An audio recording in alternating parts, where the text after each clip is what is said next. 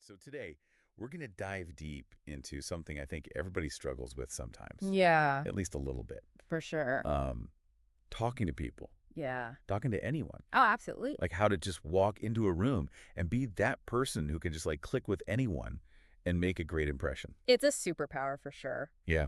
And we found this awesome YouTube video that breaks down a popular book all about this. Cool. We're going to extract all those golden nuggets that you can actually use. Yeah, love that. So, what's so interesting to me about this is just the fact that, like, even before we open our mouths, Yeah, we are communicating so much it's true. with our bodies. You can totally tell if somebody's like not interested Absolutely. or if they're like really excited just by like watching them. Yeah, you can just feel it. It's like a whole secret language. It is. The source actually talks about this cartoonist, Robert, who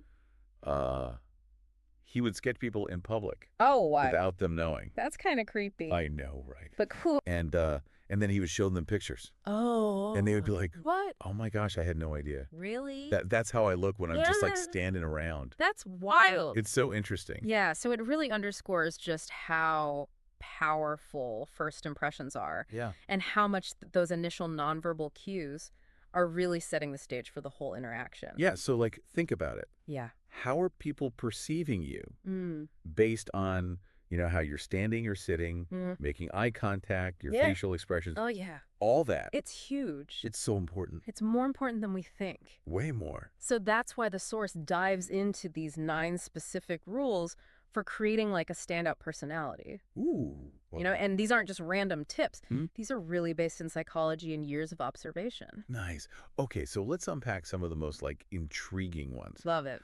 Okay. Have you ever heard of like the delayed smile technique? I have. Oh, really? It's so interesting Isn't it? just how that one little shift can make such a difference. Yeah.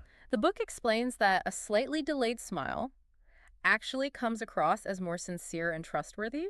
Oh, that's cool. And they give this example of a woman named Missy, who was known for her just like bright, constant smile. Oh, But then, after she experienced a personal tragedy, okay. her demeanor changed Uh-huh.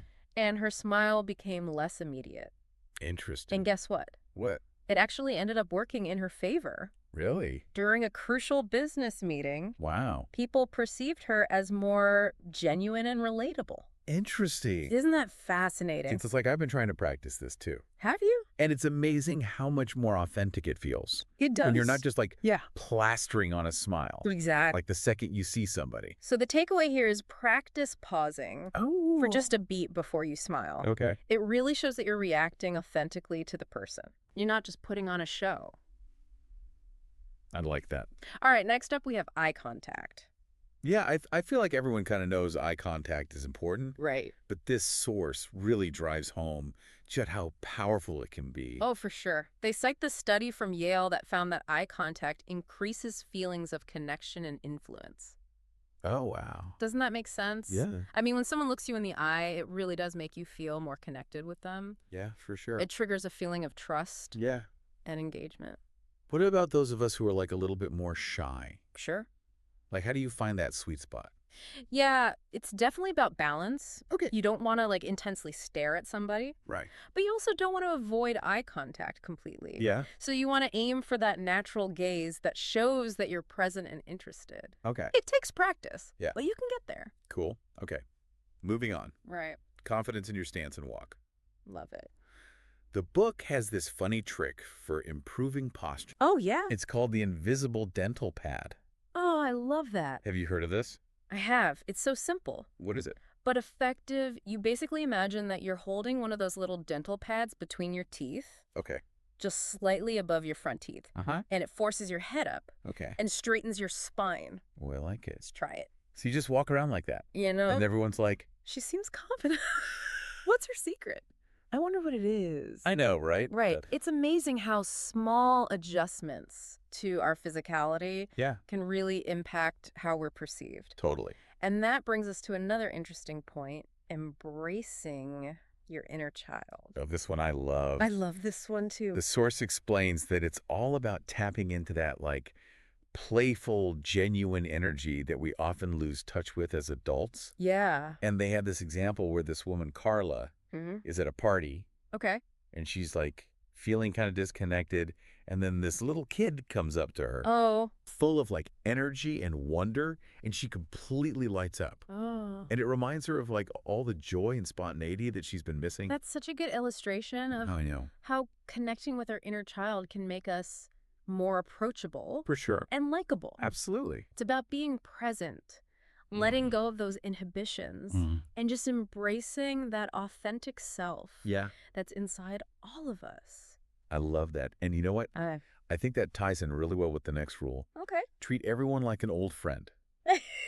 I love that one too. It's that same kind of like warmth and familiarity Yes. that can break down barriers, Oh, yeah. even with somebody you've never met before. It's so true. If we could all just approach new encounters Yeah. with that same warmth Yes. that we would offer an old friend, Right. instead of being like stiff and formal, Yeah. you know, you're relaxed, you're welcoming, you're making eye contact, you're offering a genuine smile, maybe a friendly touch on the arm, Right. you know? Like you already know them. Yeah. Like it can totally change the dynamic of the whole Totally. interaction. Okay, so we've been talking a lot about first impressions, We have. but what about going beyond those initial encounters? Okay. How do we build that lasting rapport and create a genuine connection? That's where things get even more interesting. Okay. So we're moving beyond making a good first impression, and now we're focusing on establishing trust, Ah. demonstrating genuine interest, Okay. and really learning to read those unspoken cues. So it's like you've made the first impression, You've done that part. but how do you keep that momentum? Right. How do you build that deeper connection? I think that's a good place to leave it for today. Okay. And we can pick it up next time. Sounds good. I'm excited. Me too. Welcome back. So I'm curious, Yeah. how do you build on those first impressions Okay. and keep the conversation flowing? Well, first of all, let's talk about like gracefully exiting a conversation. Oh, okay. Because sometimes you got to go. And the source had a clever technique for this. Remember how we talked about those personal anecdotes? Oh, yeah, like sharing a story or an experience? Exactly. And it can be a really effective way to connect with people. Yeah. But you can also kind of weave in your exit strategy while you're sharing one of these anecdotes. Okay. For instance, if you need to leave a party, Uh-huh. you could say something like, oh, that reminds me of this crazy thing that happened at this concert I went to. Speaking of which, I should probably get going soon. I promised to pick somebody up. Oh, that's so smooth. Right. You're not being abrupt, Exactly. but you're kind of naturally steering the conversation toward your departure. Subtle transition. I like it. Now let's talk about something that can be a little bit trickier. Oh, boy. Those conversations that can come up when people have like differing opinions Ooh, yeah, those can be tough. or strong emotions are involved. You want to be respectful, but also, like, You don't want to shy away. you have to say what you think. Right. And the source doesn't get into like, specific political debates or anything like that. Okay. But it offers a really useful framework for approaching any disagreement I'm listening. in a constructive way. Okay. So how do you prevent a conversation from turning into an argument? Yeah, that's the question. Well, one key takeaway is to approach these conversations with curiosity rather than judgment. Oh. Oh. Instead of assuming you already know where the other person is coming from, Uh-huh.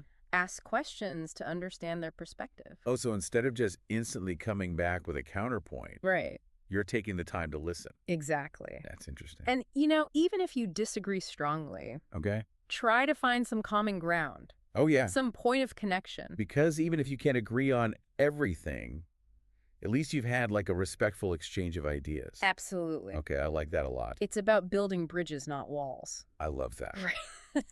Okay, so speaking of building bridges, the source emphasizes this idea of being a modern person Uh-huh. when it comes to communication.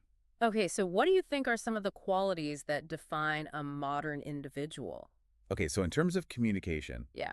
the book talks about being well-informed. Oh, yeah. Not just about like your own area of expertise, Mm-hmm. but like current events. What's happening in the world? Yeah, just kind of like Staying curious, being in the know. open-minded. Yeah, and just kind of like having that global perspective. So that translates into some very practical communication tips. Okay, let's hear it. For example, the source suggests making a conscious effort to learn about different professions and industries. Okay. So let's say you meet somebody who works in a field you're not familiar with. Mm-hmm. Don't just nod politely. Okay. Ask them about their work. Yeah, What challenges them, what they're passionate about. it shows you're interested, and then you get to learn something. It's a win-win. Yeah. The book also talks about staying up to date on current events, not just headlines, but like the deeper issues. Yeah, so like read the news, Yeah. listen to podcasts, Exactly. have those conversations Yes. so that you can be an informed, engaged citizen. Be part of the conversation. Yeah, I like that. And I think that leads perfectly into our next topic. Okay. Phone conversations. Oh, those can be tricky. They can, because you're relying solely on your voice to convey that warmth and enthusiasm. Yeah. What are your tips? Well, one suggestion is to use the person's name frequently throughout the conversation. Oh, okay. It creates a sense of personal connection Uh-huh. and keeps their attention focused. Yeah, like you're actually talking to them Exactly. and not just like reading a script. Right. And even though you can't see them, Okay. try to visualize them like smiling or nodding as you speak. Oh, I like that. It sounds silly. But I get it. It helps you maintain that energy. Yeah. I'm going to try that. Okay. What else? Here's a tip that might surprise you. Okay. When somebody calls you back, don't answer right away. I know it sounds strange. You're going to make them think you're ignoring them? I know, but the book says that a slight delay actually creates a sense of anticipation. Really? It makes the other person feel like you weren't just like sitting by the phone waiting for their call. You have other things going on. I see. You're busy and important, but still happy to hear from them. Okay, yeah, Subtle psychological play. totally. Now, when it comes to like business calls specifically, Okay. the source recommends recording yourself Oh. so you can identify any areas for improvement. It's like having your own coach It is. for phone conversations. Exactly. Okay, I like that. So you can hear how you sound to others Yeah. and make adjustments. Okay, so what about those times when you need to make like a really good first impression Yes. on someone in a position of authority, Okay. like a potential client or a VIP? Yeah, those can be A intimidating. little bit, yeah. You want to be respectful and professional, but also stand out. Well, the source material offers this really interesting technique called the name dropper. I feel like name dropping can be risky, Yeah, you don't want to come across as like, boastful. exactly. Yeah. But this is about subtly mentioning a mutual acquaintance Okay. or a shared interest Oh, okay. that creates a connection. I see. So like, For example, if you're trying to reach a high-level executive and you know that they went to the same university as your friend, you could casually mention that connection. oh, so you're not like Uh, bragging about it. You're just It's like, saying. oh, hey, we're part of the same tribe, kind of? Exactly. It establishes that common ground. Okay, I like it. It shows you've done your homework. Yeah. And it makes you more memorable. That's cool. And here's another tip. Okay. When you meet someone for the first time, Uh-huh. avoid the standard "what do you do" question. Yeah, that's so It can feel impersonal, boring. especially in a social setting. Yeah. Instead, try asking more open-ended questions. Okay? That invite them to share their passions or interests. So instead of asking about their job title, Right. what could you say? You could say something like, what are you most excited about these days? Oh, I like that. Or what's keeping you busy outside of work? Ooh, that's good. It encourages a more genuine response. For sure. It gives the person a chance to really showcase their personality. Yeah, you're connecting on a human level. Exactly. Okay, I like it. Speaking of connecting on a human level, Yes. I'm really intrigued by the book's advice on giving compliments. Okay. It takes a very unique approach. Okay, I'm listening. Instead of complimenting someone directly, Uh-huh. the book suggests complimenting them to someone else who knows them. Wait, really? I know. Isn't that like gossiping? Not at all. Okay. It's about expressing your admiration Okay. in a way that feels genuine and heartfelt. Okay. So So you might say to their friend, I'm so impressed by so-and-so's work ethic, Mhm. or I think so-and-so has such a great sense of humor. Wow, I like that. Right. It's like a stealth compliment It is. that packs a punch. Because it came from a third party. Right. And it also makes the compliment feel more sincere. It does, because they're not saying it to your face. Exactly. Okay. Now, speaking of sincerity, let's talk about dealing with those like difficult personalities we all encounter from time to time. Oh, yeah. The negative ones, the argumentative ones, the just plain rude ones. Oh, those are tough. They can be so draining. How do you deal with those gracefully? Well, the source offers some surprisingly simple yet effective techniques. Okay. For example, when dealing with someone who's super negative, Mm-hmm. the book suggests acknowledging their feelings without getting sucked into their negativity. So you're not like arguing with them or trying to force them to be positive, Right. but you're also not just like ignoring them. Exactly. Yeah. So you might say something like, I understand you're feeling frustrated, or it sounds like you're having a tough day. You're validating their emotions without agreeing with their negativity. Okay. And then you can gently try to steer the conversation Oh, I see. in a more positive direction. So you're not letting them drag you down. Right. You're setting boundaries and protecting your own energy. Okay. I like that. Now, what about dealing with people who are constantly argumentative? Ooh, yeah, those are tough. The book recommends a strategy called the broken record. Have you Oh, heard of this one? I think so. It's about calmly and consistently repeating your point, Okay. even if the other person keeps trying to derail the conversation. So you're not giving in, Right. but you're also not escalating. Exactly. Okay. It's important to do this in a calm and assertive way without getting defensive or aggressive. Right. The goal is to de-escalate the situation Uh-huh. and maintain your own composure. Okay. I like it. All right, now for those people who are just plain rude, Oh, man. this might surprise you. Okay. The book actually suggests responding with kindness and understanding. You're going to be nice to someone who's being rude. It seems counterintuitive, Yeah. but sometimes the best way to disarm someone's rudeness is to show them compassion. Oh, okay. So instead of firing back with an equally rude remark, you might say something like, I'm sorry you're feeling that way, or I hope your day gets better. That's hard. It is. But I guess it could work. It can. That's like taking the high road. Exactly. Yeah. It's about choosing to respond with grace Mm-hmm. rather than getting dragged into their negativity. I like that a lot. So it's all about becoming more conscious Yeah. of those small but significant choices we Right. make in every conversation. And how they shape our relationships and experiences. Exactly. Yeah. It really is amazing how these small changes in how we talk to people can make a big difference. Absolutely. And, speaking of small changes, Uh-huh. this source has a fascinating section on the power of subtlety in communication. Oh, that's interesting. It emphasizes how sometimes the most effective communication is happening beneath the surface. You know, those unspoken gestures, those nuanced expressions, Well, so things we don't always consciously register. like tilting your head a certain way, or Yes, or exactly. like a gentle touch? Uh-huh. Okay. It's about being attuned to those nonverbal cues, Yeah. using them to create a deeper connection. That makes sense. For example, they talk about the importance of mirroring the other person's body language. Mirroring. Have you ever heard of this? I don't think so. It's a really powerful technique for building rapport. Okay. When you subtly mirror someone's posture, their gestures, even their tone of voice, Uh-huh. it creates this subconscious sense of harmony. So it's like you're speaking their language, Exactly. non-verbally. Yes, and it shows that you're truly present and paying attention. I like that. Right. Wow, okay, so we covered a lot today. We did. Nonverbal cues, first impressions, navigating tricky conversations, being a modern communicator, even phone calls. So much good stuff. I feel like we unlocked a whole new level. It's been quite a journey. Yeah. But before we wrap up, Uh-huh. I want to circle back to something we touched on earlier, Okay. expressing yourself authentically. Yes, because what's the point of mastering all these techniques if you're not being true to yourself? Right, exactly.